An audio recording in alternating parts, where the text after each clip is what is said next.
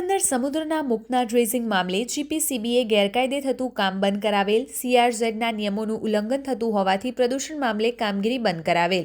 પોરબંદર સમુદ્રના મુખમાં ડ્રેઝિંગનો ભરાવો થતાં 21.88 કરોડનું તેની કિશોર પ્રોજેક્ટને મળેલ હતું.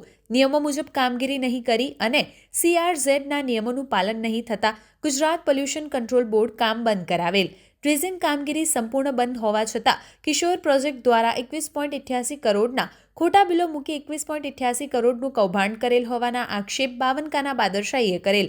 અરજદાર બાવનકાના બાદરશાહીએ સમુદ્રના મુખમાં કે બંદરમાં ડ્રેઝિંગ કામગીરી થયેલ નથી અને અધિકારી અને કોન્ટ્રાક્ટર દ્વારા 21.88 કરોડનું કૌભાંડ કરેલ, જે બાબતે મુખ્યમંત્રી સ્વાગત કાર્યક્રમમાં ફરિયાદ પણ કરી છે. જીપીસીબીના અધિકારીની વાત માનીએ તો રાજ્ય કક્ષાઓથી મંજૂરી લેવાની હોય, મંજૂરી વગર કામ ચાલતું કરેલ, જેથી સ્થાનિક જિલ્લા કક્ષાએથી કામ બંધ કરાવેલ હતું. મારું નામ બાવનકાના બાદરશાહી. આ જે અત્યારે જોઈ રહ્યા છો કે ફિશરમેનને આજે ફૂલ અગવડ પડી રહી છે, જેના કારણે બોટું પણ આ બંદરની અંદરથી એકબીજા જગ્યાએ લઈ જવા માટે બરફ, ડીઝલ લેવા માટે કે અન્ય સાધન સામગ્રી કે માલ સામાન ઉતારી ને આ કાંઠેથી ઓલા કાંઠે જવામાં તકલીફ પડે એવું અત્યારે બંદરની અંદર સૂકું પડેલું છે. પણ આજ દી સુધી, વર્ષોથી આજ દી સુધી અત્યાર લગીન કોઈ જાતનું ડ્રેજિંગ કરવામાં આવ્યું નથી. આજ રોજ મને જાણવા મળેલું ફિશરીઝ વિભાગના અધિકારી દ્વારા કે સીઆરઝેડની ગઈકાલે મિટિંગ હતી, તેમાં કલેક્ટર સાહેબે જણાવેલું, બહારથી મને જાણવા મળેલું કે ભાઈ આ 21 કરોડનું આ ક્યાં છે. તો ખરેખર આ 21 કરોડ 88,32,048 પૈસાનું આ કૌભાંડ થઈ ગયું ને આ લોકો જે ખાઈ ગયા છે, આ સીઆરઝેડને પણ ઘોડીને પી ગયા છે. આ બધા અધિકારીઓને જે ભ્રષ્ટાચારી અધિકારી છે અને કોન્ટ્રાક્ટર કિશોર પ્રોજેક્ટ આ કરોડો રૂપિયાનું કૌભાંડ કરી અને આ મચ્છીમાર ભોગવી રહ્યા છે. જેથી કરીને આ વહેલી તકે ડ્રેજિંગ કરવામાં આવે. જે રત્નમણી નામની ડ્રેજિંગ હતી તે ગુજરાત મેરીટાઈમ બોર્ડ પાસે અત્યારે માર મરામત કરે છે, એ આજ રોજ બહાર કાઢવામાં આવેલી છે. એ ડ્રેજર દ્વારા જે ડ્રેજિંગ કરતું હતું, જે ડ્રેજિંગ છે અસ્માટી ઘાટ ઉપર મૂકવાનું હતું, એ આજ દી સુધી મુકાતું નથી ને આજે એ નવી જટી બહાર કાઢીને લઈ ગયા છે રિપેરિંગ કામ કરીને. તો શા માટે આ ડ્રેજિંગ કામ કરતા નથી બંદરની અંદર? કેની મેલી મુરાદ છે? કોણ અધિકારી છે? ભ્રષ્ટાચાર અધિકારી છે કે પડા અધિકારી છે? એની મેલી મુરાદના કારણે આ બધું પ્રજા મચ્છીમાર ભોગવી રહ્યા છે.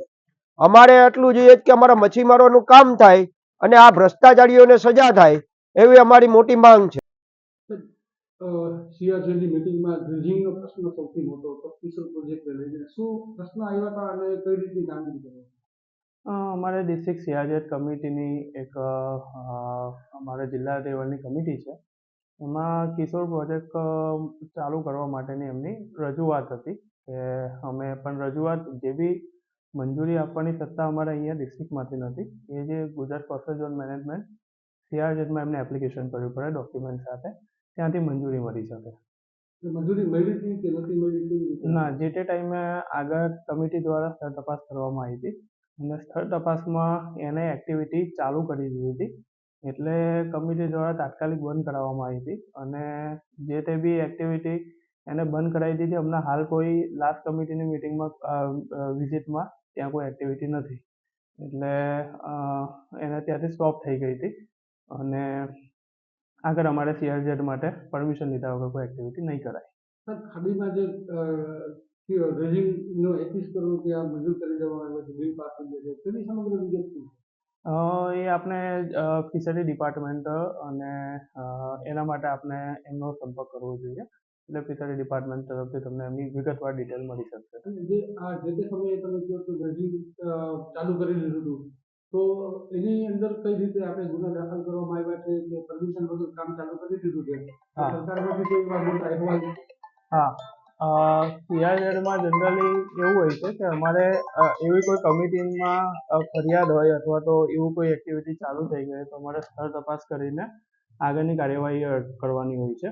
એટલે અમને જ્યારે સ્થળ તપાસમાં ખ્યાલ આવ્યું કે ભાઈ આમાં કોઈ એક્ટિવિટી ચાલુ થઈ ગઈ છે તો અમે એને તાત્કાલિક બંધ કરાવડાવી અને અમે જે તે ફિશરી ડિપાર્ટમેન્ટ છે અને માઇનિંગ ડિપાર્ટમેન્ટ છે એમને આ બાબતે ધ્યાન દોર્યું અને ત્યાંથી આ એક્ટિવિટી બંધ કરવા માટે જો કોઈ પરમિશન આપી હોય એમને તો એ એનજીટી અને સુપ્રીમ કોર્ટ ઓનરેબલ એનજીટી અને સુપ્રીમ કોર્ટના નિયમ પ્રમાણે તમે માઇનિંગ ના કરી શકો એટલે બંધ કરાવવા.